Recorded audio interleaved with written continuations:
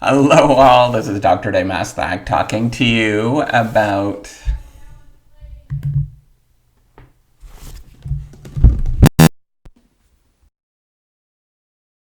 Hello, all. This is Dr. Damaslak talking to you about reciprocity.com. The E is written with a 3. And in this particular video, I'm going to talk to you about why professors actually ignore your emails and whether they actually hate you or not. So, if you don't know me, I'm an associate professor of innovation strategy and entrepreneurship.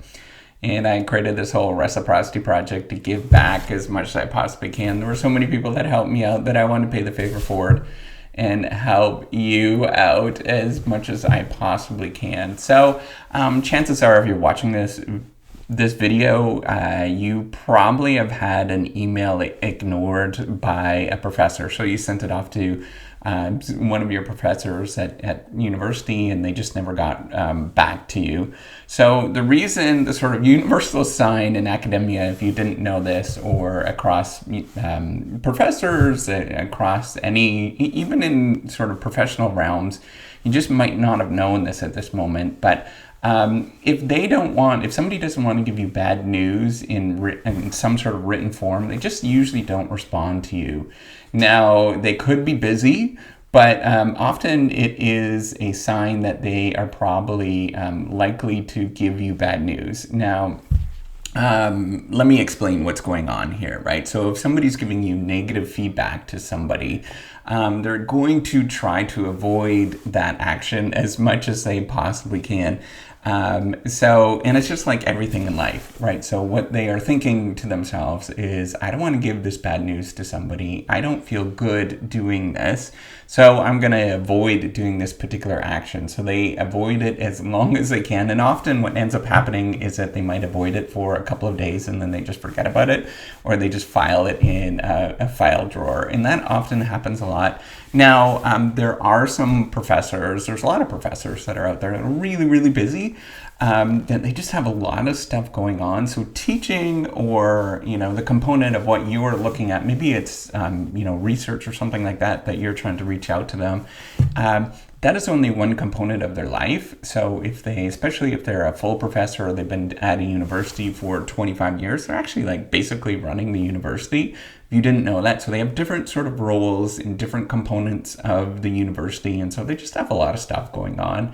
And it's easy for emails to slip through the cracks at that moment, besides the fact that they might be feeling anxious, or they just have all these negative emotions to respond to you with some negative information, right? So that's in general.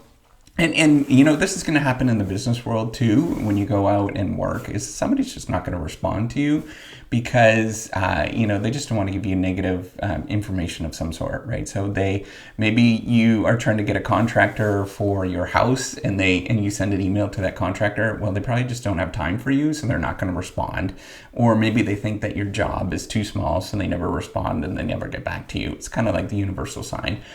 So don't worry about it if it does happen. So how do you actually get professors to respond to your email, right? So that's a tricky thing. That's a little bit more of a complicated question in terms of how do you actually get them to do it, particularly with negative information, or you think that they're going to respond negatively to it, right? So maybe you're asking for them, you're asking for a bump in grades, all sorts of things like this, right? Maybe you're asking for a letter of recommendation.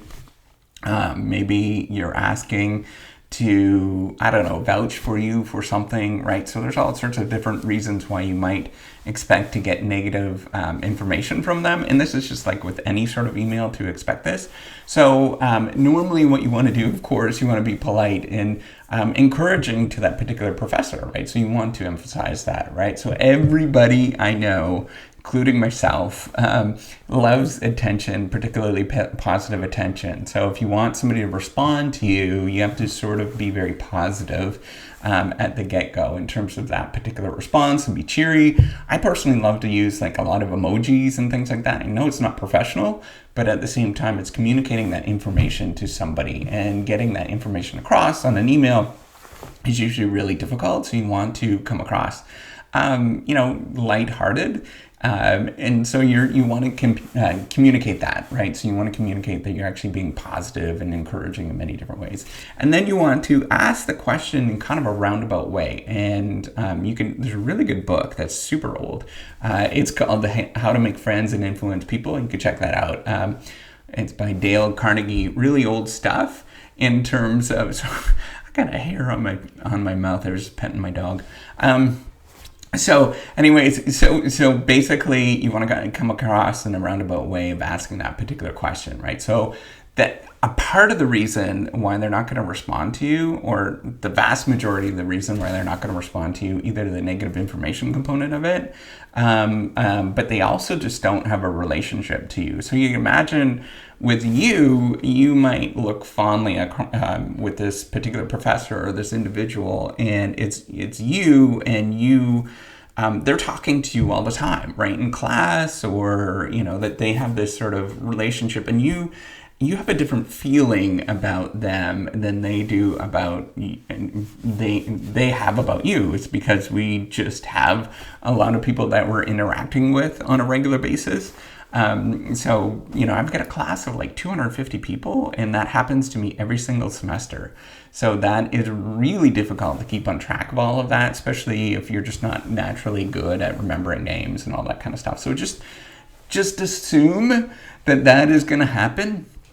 And it's really hard to keep track of all these different relationships, right? So, that is an important thing. So you want to ask a question in a roundabout way. And, if it's particularly asking about a favor, make sure you've done all the work that you possibly can go. And so this is the third thing I want to point out is that you want to invest in yourself first. And so look like you've actually done your homework, right? So you want to go through and actually done all of the things that they would have liked you to have done beforehand, right? So a letter of reference, make sure that you have a document with all of your information all ready to give to them, and you just include it in the email, all sorts of stuff that's in there.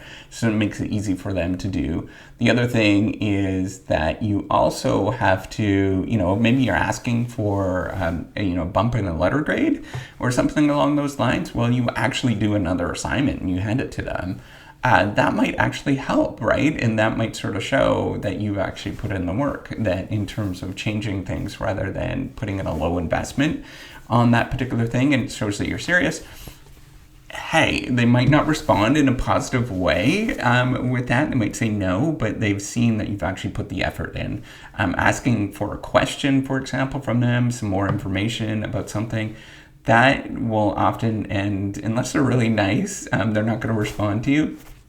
But what you can do is actually done all this information, you've investigated it, you write up a nice response, and you have all these different details, what you've investigated, and you still can't solve it. Well, then you can ask them and you say that I've done all this, I've looked for a couple hours and I can't find the answer to this. Can you help me out?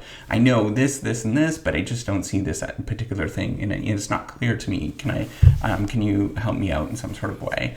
And that might work. Actually, that might be the best way to get around some of this, right? So to show that you've actually invested in the question rather than actually not doing anything, right? So you want to invest in yourself before you actually go and answer an email. Or send that email, right? And the last thing, if you don't respond, don't worry about it, right? Doesn't mean that the professor hates you, unless you've done a number of different things repeatedly that have been very annoying.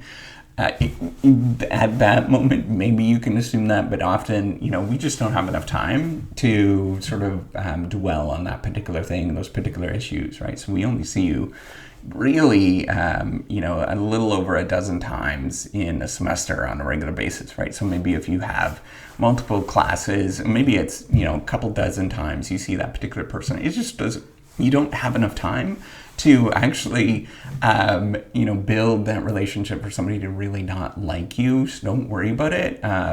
They might be annoyed, but they guarantee they don't hate you. That's not what's going on in any sort of way. So don't worry about it. And they're not hating you in any sort of way. And really, what you're going to do is, if they don't respond, go find other opportunities. It's not worth your time to invest emotionally in this relationship. If they don't respond, it usually just means that they haven't invested in you. If they do respond, that's awesome. But if they don't, then, it's no sweat off your back, right? You go on and go do something else. Really think about that. Otherwise, you're going to dwell on it and it's going to drive you crazy. It's not worth your time in terms of dealing with this. So there you have it. All right. So if you like this video, give me a thumbs up. Do subscribe to the YouTube channel. What I did is talk to you about, why professors might actually ignore your email, and just reassure you that the professors just really, they don't hate you in any sort of way. So take care and have a wonderful day. Bye.